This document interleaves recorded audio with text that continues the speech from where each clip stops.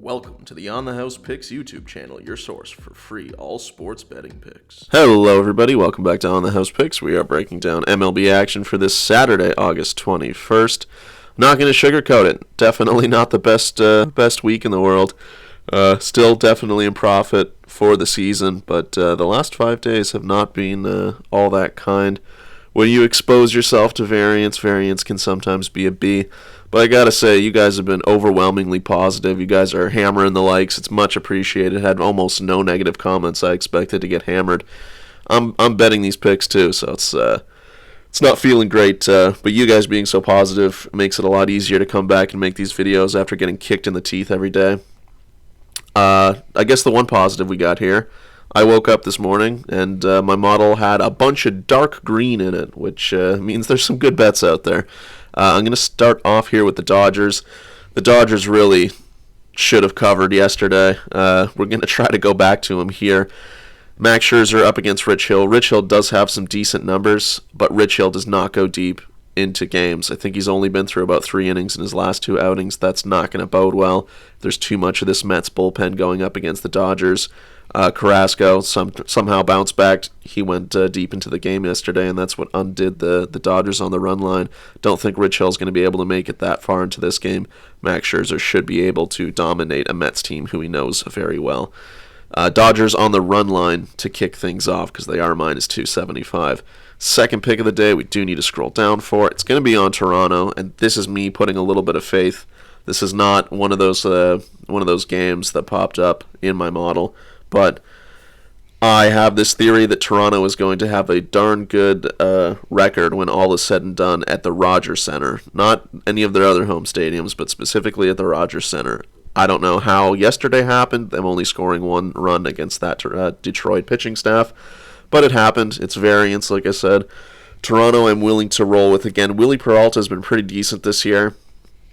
He's been also pretty good in those last few starts, but I don't think he makes it through 5 here. I think Toronto, that's a batting lineup, one of the best in the league in my opinion.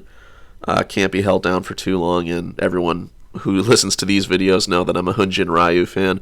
So I'm going to take Toronto on the run line again, and if that's enough favorites for you, we'll move on to an underdog here. Pick number 3, I like the LA Angels on the road here, plus 110. Reed Detmers goes to the Hill. Detmers does not have the greatest numbers, but he was awesome in this last start against the Houston Astros, going 6 innings, only giving up 3 hits and 1 run. I think he can do something similar against Cleveland. Cleveland is a team that I have not been able to really put my finger on all season. I thought maybe they would make a playoff run. It's just not materialized for them. Tristan McKenzie, he was unbelievable last time too. I think he had a no-hitter going into the 8th. But that is who Tristan McKenzie is. He's got insane upside, and then he gets blown up in the 2nd inning.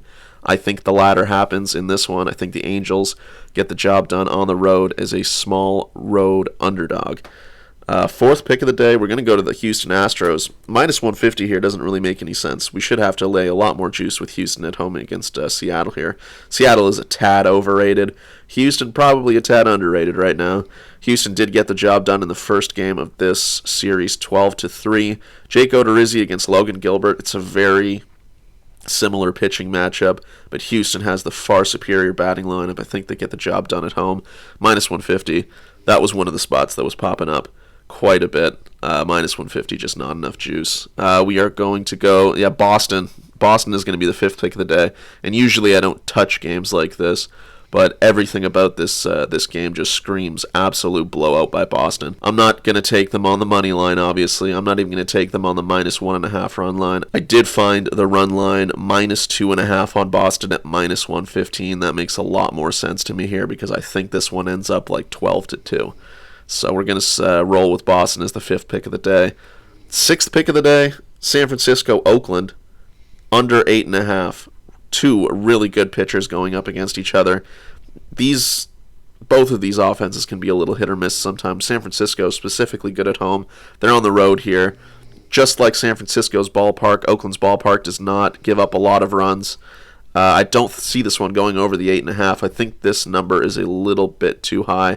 I would have had this at 7.5 or 8 with some juice to the under. So I do like the under in Giants, Oakland, as your 6th pick of the day. And 7th pick of the day, I don't really see a reason to stop picking on Baltimore at this point. Matt Harvey has not been good. Drew Smyly should have enough success against Baltimore. And the price, once again, does not make a ton of sense. They opened up minus 170. They're into about minus 190 at this point. That's not enough juice. I'm going to take them on the run line. I think they get the job done against Baltimore once again. So your 7 picks, first time in the history of this show that we have 7 picks on the card.